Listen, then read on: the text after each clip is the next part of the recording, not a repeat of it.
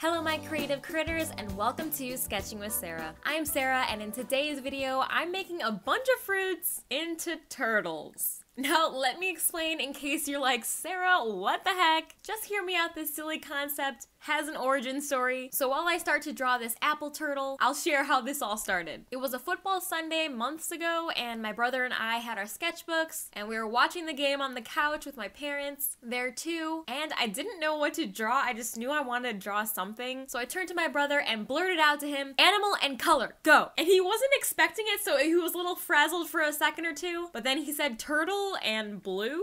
And my art brain was like, oh my gosh, a blueberry turtle, how cute! Even though he didn't say blueberry or anything, but for some reason, blueberry turtle came to my head. So I decided to draw one right then and there with my watercolor pencils and ink pens. I was so excited about this little blubbery turtle that I had to do another one. And this time I drew a raspberry turtle. It's a really random and spontaneous origin story, but those two words, turtle and blue, was enough for the artist in me to get hyped. And sometimes that's all it takes. So today I decided to revisit this concept that sparked so much joy and excitement from me and make a bunch of fruit turtles. So let's draw some more fruitles. I will be using watercolor pencil and ink for the mixed media sketches I do in this sketching session, and if you're interested to know any of the supplies or brands I use in my video, as always I have some affiliate links in the description below. Anyway, the first fruitle I wanted to draw, like I said, was an apple fruitle. So I started by sketching an apple and doing some basic color placement with the watercolor pencil, about where I wanted the colors on the apple to be, and then I washed and blended the pigment out to fill out the rest of the shape to get this really basic and soft shape of the apple. Then once that dried, which only takes a few seconds or so, the sketchbook really likes to absorb it pretty well, so it didn't take long at all for it to dry up, for me to start sketching and squeezing this little turtle into it where I thought his little arms and head would pop out of the fruit. After I placed down the sketch and blended the pigments out through the rest of the shapes, I let it dry for a couple more moments and started to go in with ink to really solidify the shapes and create that basic sense of where the turtle's parts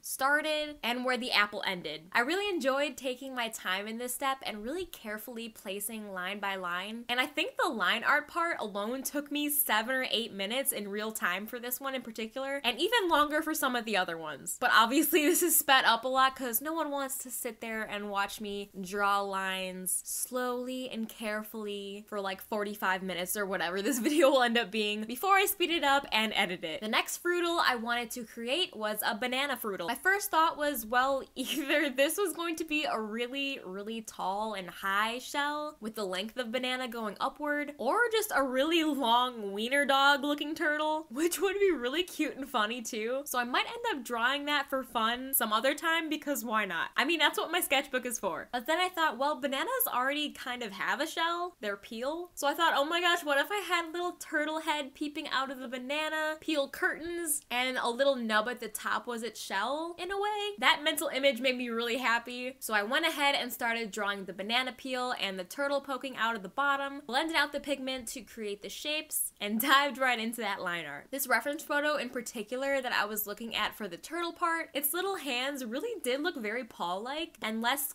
sharp and clawed like the apple one that I drew, and I thought it was just so cute. I guess the wiener dog situation might have gone well with this one, but I really liked the idea of the peel as well, so I thought I had to draw it. Since there are so many types of turtles and tortoises, I figured I'd pick a different turtle for all the different fruitles I make, and I think my favorite part of doing the line art is the outlining and then filling in all the little tiny dots and details to give more depth to him. The next fruitle I wanted to make was a watermelon tortoise fruitle. I believe the reference photo I had for this guy was a Galapagos tortoise, and I specifically picked a large tortoise for this fruitle because I mean watermelons are pretty large too, so it is fitting and it makes sense to me, so that's what I did. As I was drawing the tortoise neck and head, I had to erase a bit of the lower portion of the watermelon, and then I had a really silly idea that made me super happy, and I was like, what if I have his head and legs like the inside of a watermelon? And that's what I did. I erased the brief green sketch that I started to do when drawing in the tortoise head and neck, and went back into it with a red one. And because I waited to blend out the pigment with the water brush pen, I was able to erase the green pretty well. I found that once you apply any water to it and brush it around on the paper, it becomes a lot harder to erase the pigment. So that's why I try to get all of my sketching done first and then do any erasing I need to while it's still a dry pigment, and then kind of make everything a little bit more permanent with the wash on top of it. Since green is the complementary color to red, it added a nice neutral tone once I blended everything in with the water, where the watermelon and the tortoise combined. So that was kind of a happy accident. Then I went in with my ink brush pen and created the line art and added a bit of depth to him.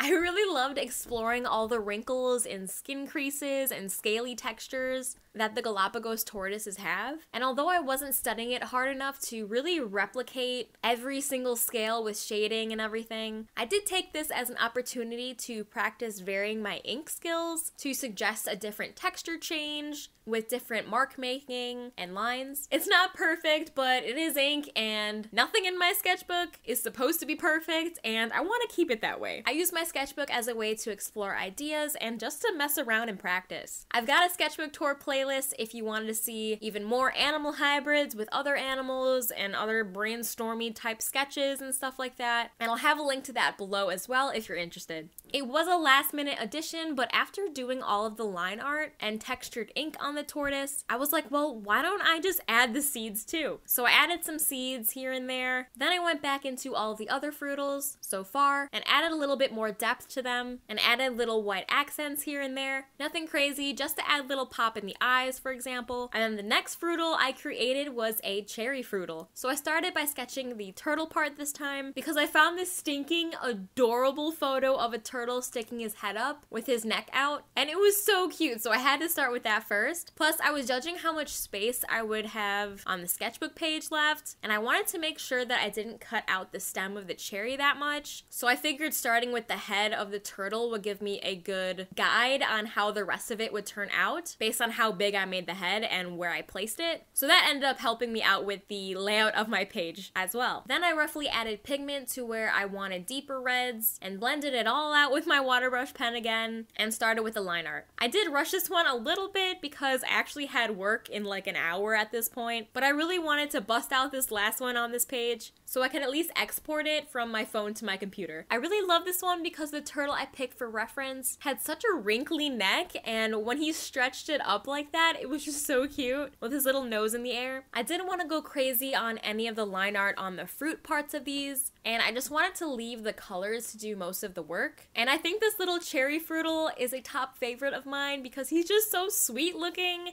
and probably maybe tasting too. Wow, that got dark. Oh my gosh, can you imagine him dipped in a little bit of like melted chocolate or something? Or same with the apple, like what if he was a little caramel candy apple fruitle? Oh my gosh, that made me so happy. Maybe around Halloween or around Valentine's Day next year, I'll do a little chocolate covered strawberry and cherry fruitles. That would be so stinking cute. Or like maybe, cause you know how cherries usually hang in pairs, I could do like 2 little cherry fruitles, like with a sweet little kiss or something for Valentine's Day. Oh my gosh, this is giving me so many cute ideas. And it sucks that Valentine's Day passed already, but I'm definitely bookmarking this for next year. Can you just imagine? It's so cute. I might even start brainstorming some of that stuff now. I did already draw a strawberry fruitle on part 2 that will be live next week on Friday. So definitely subscribe and click the bell icon to be notified when I upload. Like I said, I upload a new video every Friday, and my goal for 2021 is to reach 500 subscribers, and I think we're almost at 150, which is huge. And if I get to 500 subscribers by the end of the year, I'll be halfway to getting monetized. So if you like this video, please be sure to leave it a like, and most importantly, comment what your favorite fruit is, and maybe I'll make a fruitle out of it. Next week, you'll see a pineapple, pear, strawberry, and an orange fruitles, and I can't wait for you to see them. They all make me so happy. Anyway, let me know what you think of these little guys, and would you possibly maybe like stickers or merch with them and in the future. They just bring me so much joy, and I hope you like them too. I know I didn't really share any cool facts about turtles in this video like I usually do, but I did link some sources of some really interesting facts about the types of turtles and types of tortoises, along with some really fun facts too, in my description. And in part 2, I might share some facts about turtles and tortoises in the video, just because I did come across a lot of really interesting things when I was finding these links about these creatures. So let me know if you would rather hear me talk about the facts in the video, or would you rather just hear me talk about the process of the sketches like I did in this one? I really genuinely would like feedback on that, so let me know in the comments. I also have links below of all of my social media, including my Patreon, where I offer things like an animal or animal hybrid sketch every month of your choice. I don't have any patrons yet, but I'm really excited for when I can start posting juicy behind the scenes and exclusive content just for you. Anyway, thank you guys so much for watching, stay creative, and I'll see you in next Friday's video.